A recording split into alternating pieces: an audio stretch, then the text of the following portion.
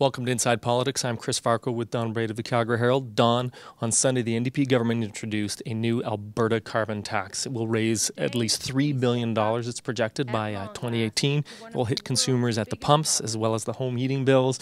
It also has mechanisms in there to reduce emissions from both industry and from consumers. What is your overall impression of what they unveiled? I'm still, as journalists like to say, reeling. It is the biggest policy shift I've ever seen in Alberta. It may be the biggest policy shift since social credit introduced funny money in 1937. It's simply a major makeover of Alberta's economy. If they accomplish what they're trying to do, it's going to require engineering whole industries out of business, coal, and whole new ones into being that we've never seen or know nothing about. And as we know, some of the past experiments with things like carbon capture and storage haven't worked out too well. So it is a huge throw to try and get this province moving in a whole different direction. How do you think consumers are going to react to this?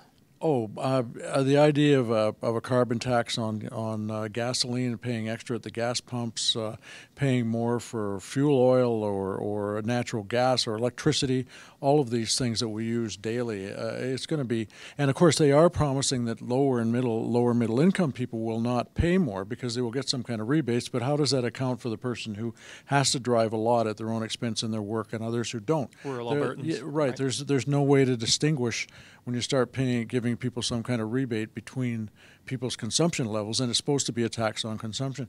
So there's just a million questions, and I think that maybe it's a good thing the Premier didn't lay off any civil servants, because she's going to need all the ones she's got and more, because there's a massive amount of government work to be done here. Lastly, Don, let's talk about the impact upon the oil sands sector and upon the coal-fired electricity sector. Two different responses, I suspect. Well, the reason being that there is no hard cap right away on emissions from the oil sands. They're going to focus on emissions intensity from the oil sands. So there's some wiggle room there for the oil sands to adjust, and also the tax burden is spread over the larger society rather than just the industry. And the coal industry, meanwhile, has basically been told to stop using coal to create emissions for power electricity. I suspect we're going to have some unhappy people in that sector.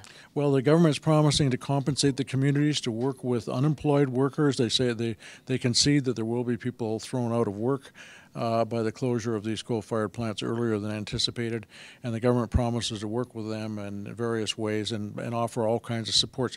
The other side of it is they say they're going to spend all of this $3 billion towards supports and engineering new companies and new sectors of the economy.